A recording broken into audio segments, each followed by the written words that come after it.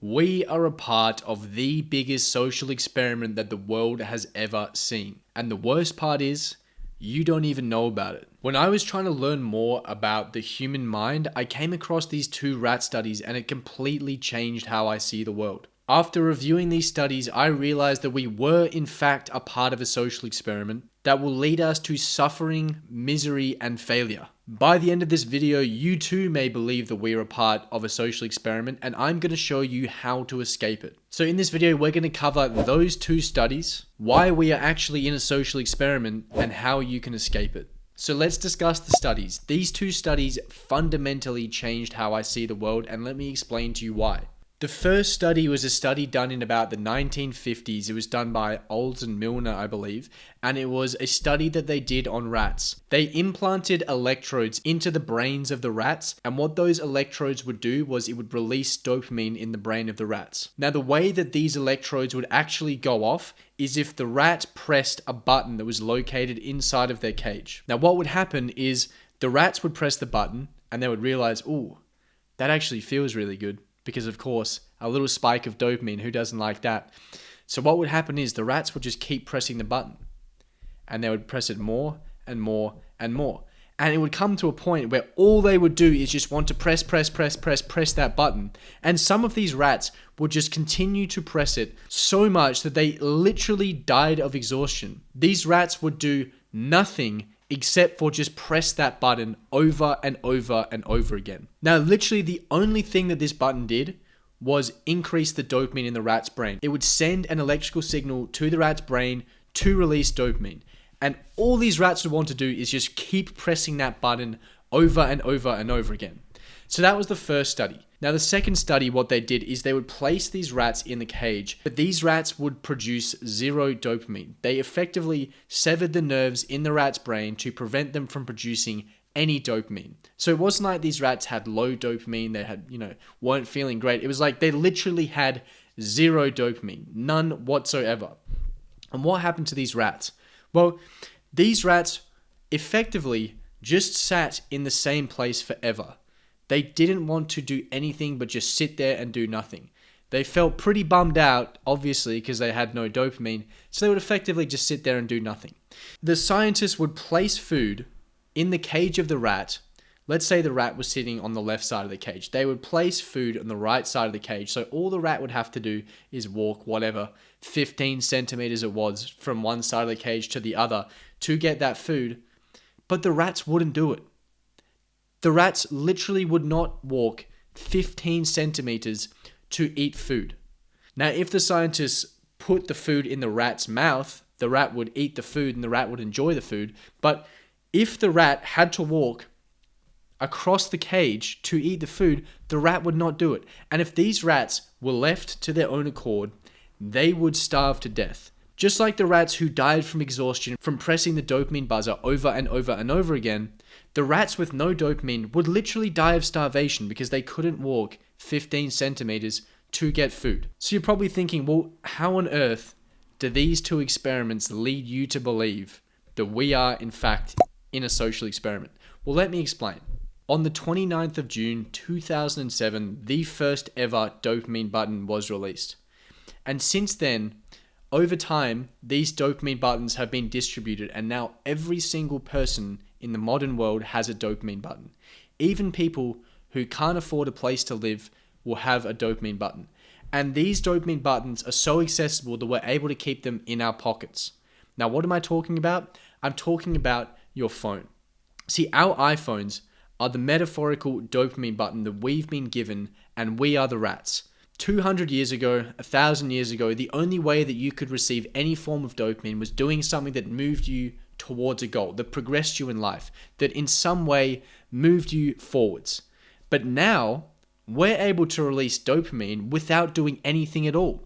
And that's all thanks to our dopamine buttons. Because of our phones, we are able to sit on our ass, and within 2 clicks of a button, we're able to view movies condensed into 10 to 15 seconds that are highly colorful and highly stimulating that we can switch with a swipe of a finger, and these movies are algorithmically designed to produce the most dopamine possible. Now, these dopamine buttons are getting more and more sophisticated over time, and they're only going to get better. These dopamine buttons are only going to release more and more dopamine. And what's going to happen?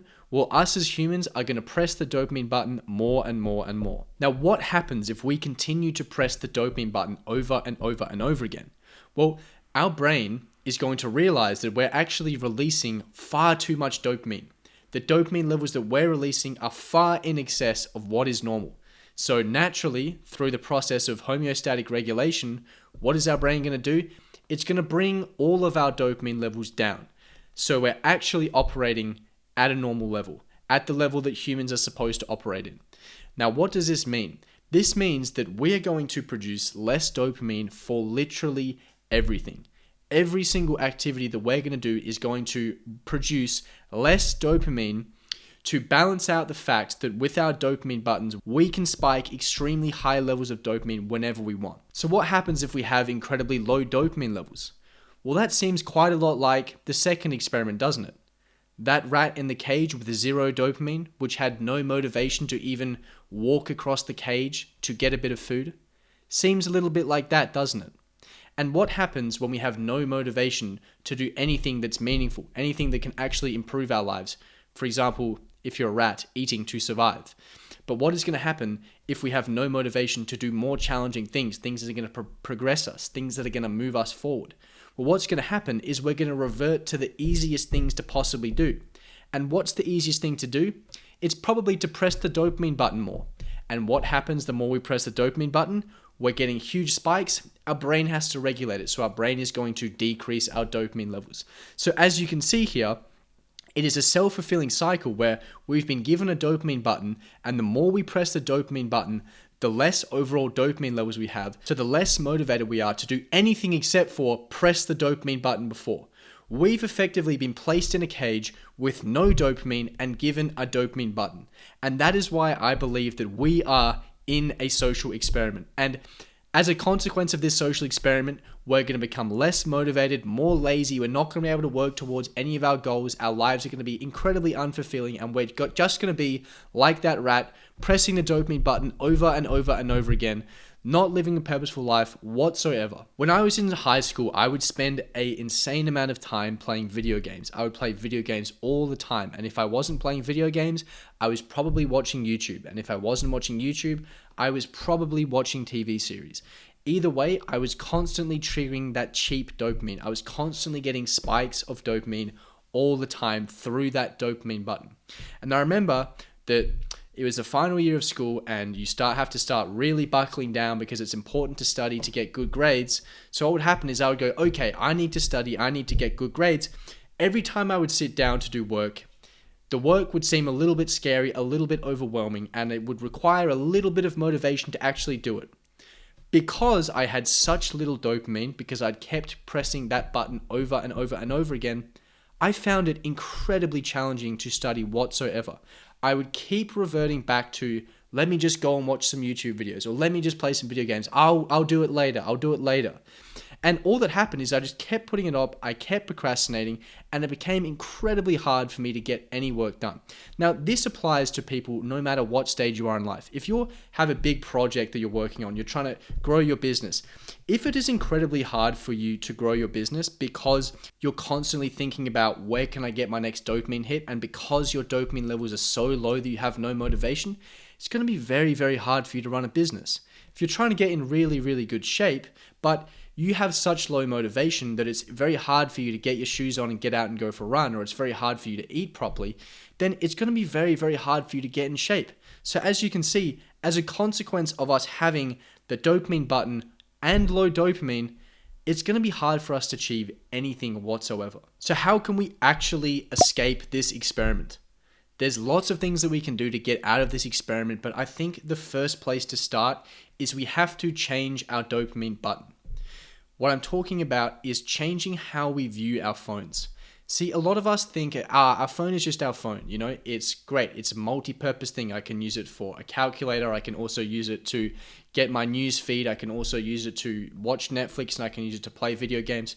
You need to switch. You need to change how you fundamentally think about your phone.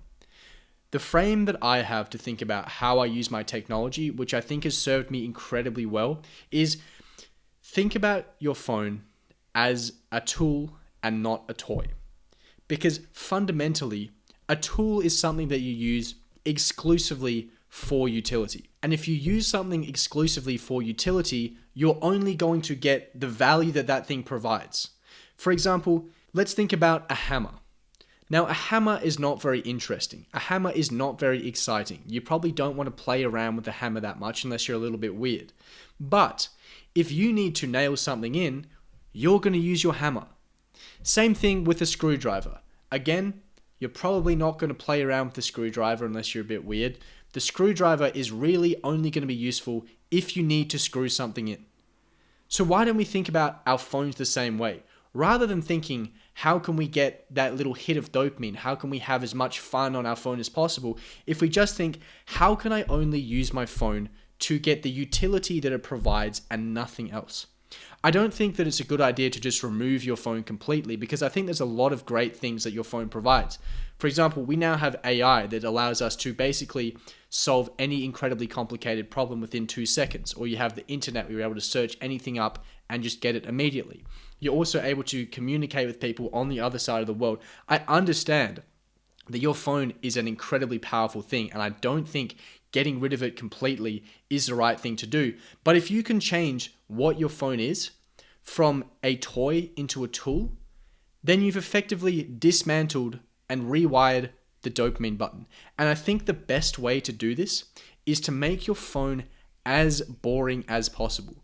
Because fundamentally, if your phone is incredibly boring, then you will only use it for the utility that it provides. You would only use a hammer because you want to nail something in. So you would only use your phone if you need something from your phone. The next thing we can do to escape this experiment is we need to remove cheap dopamine. If you're constantly receiving huge hits, huge spikes of dopamine for doing things that don't require you to move towards your goals, don't require you to improve as a person, build relationships, build your health, build your wealth, if it's in no way helping you out, if you get rid of these completely, you're eliminating those big peaks. And as we know, if you eliminate those big peaks of dopamine, your brain is going to start to go, so you're not getting huge spikes of dopamine anymore. Well, your dopamine is a little bit low at the moment. We're going to bring your dopamine levels up. And when your dopamine levels are up, as we know, like the rat in the cage, you're going to have more motivation. You're going to be more likely to do things that are difficult, that will move you towards your goals in some way, rather than just constantly being impulsive, rather than constantly just going for the quick hit, the quick fix. You're going to start to be thinking more long-term, more towards what your goals are. And a lot of this comes from just having more dopamine. And by eliminating those cheap bits of dopamine, those quick hits, you're fundamentally going to increase the amount of dopamine you have.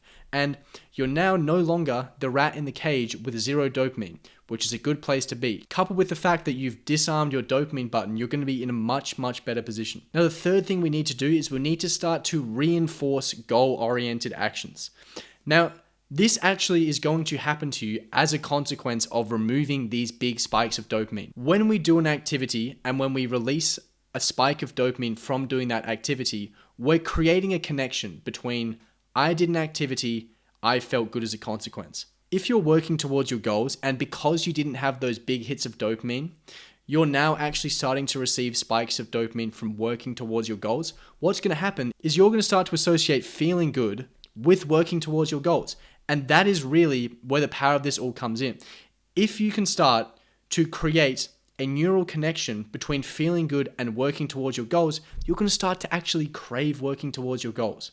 You're going to want to work towards your goals more. You're going to enjoy doing it more, and you're going to be in an incredible position.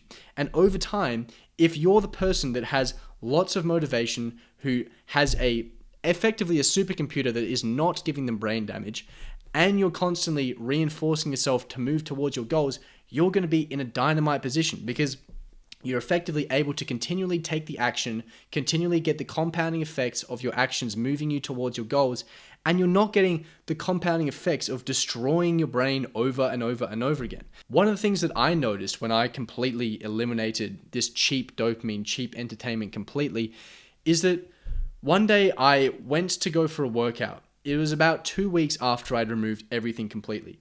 And I started to notice that I was really, really enjoying my workouts. I was actually having a lot of fun when I was working out. And when I started to really enjoy my workouts, what I noticed was throughout the day, I would actually really look forward to it. I would actually start to crave to exercise.